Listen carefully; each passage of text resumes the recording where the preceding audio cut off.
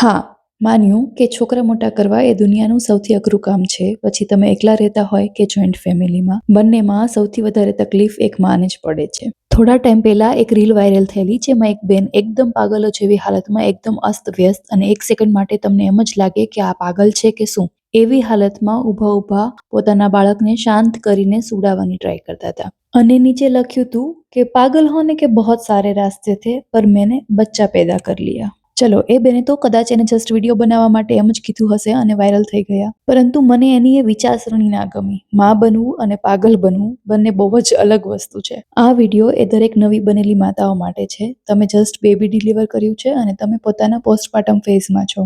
આખી રાત જાગવું પડતું હશે, હોર્મોન્સ એટલા ઉપર નીચે થતા હશે કે નાની નાની વાતમાં રડવું આવી જાય કે ગુસ્સો આવી જાય, અને એમ લાગે કે કોઈ મને સમજી નથી શકતું. તો હિયર મી આઉટ બેન, તમે માં બન્યા છો, તમારી આસપાસના લોકો નહીં. તમારી લાઈફમાં અને શરીરમાં આવેલા એ ચેન્જીસ માત્ર તમારામાં જ આવ્યા છે. તમારી ઊંઘ પૂરી નથી થતી, તમને બ્રેસ્ટ ફીડિંગ વખતનું પેઇન થાય છે, તમારી અંદર બાળકને લઈને બહુ બધી ચિંતાઓ છે, અને આ બધું બીજું કોઈ નથી સમજતું, કારણ કે તમે જે પેઇન ફીલ કરો છો એ તમારી આસપાસના લોકો નથી ફીલ કરતા. એમની લાઈફમાં એવા કોઈ બી ડ્રાસ્ટિક ચેન્જીસ નથી આવ્યા જેવા તમારી લાઈફમાં આવ્યા છે, એટલે સ્વાભાવિક છે કે એ લોકો તમને નહીં સમજી શકે.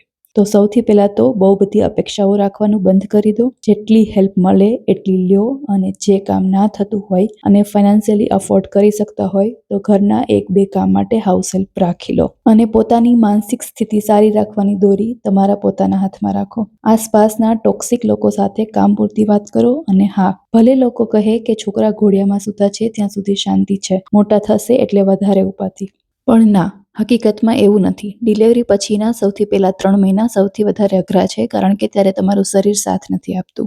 ટાઈમની સાથે છોકરું જેમ જેમ મોટું થશે એમ અલગ અલગ વસ્તુની ઉપાધિઓ જરૂર હશે, પણ તમારું શરીર સમયની સાથે સક્ષમ થઈ જશે અને હોર્મોન્સ પણ સેટ થઈ જશે. એકવાર બાળક 2 વર્ષની આસપાસનું થઈ જશે, હરતું ફરતું બોલતું રમતું થઈ જશે, એટલે લાઈફ પાછી ઈઝી લાગવા લાગશે. ત્યાં સુધી બસ હિંમતની સાથે હરેક દિવસ પસાર કરતા રહો, કારણ કે જે કરવાનું છે એ માત્ર તમારે જ કરવાનું છે. બીજું કોઈ જ આવીને નહીં કરી જાય તમારા માટે.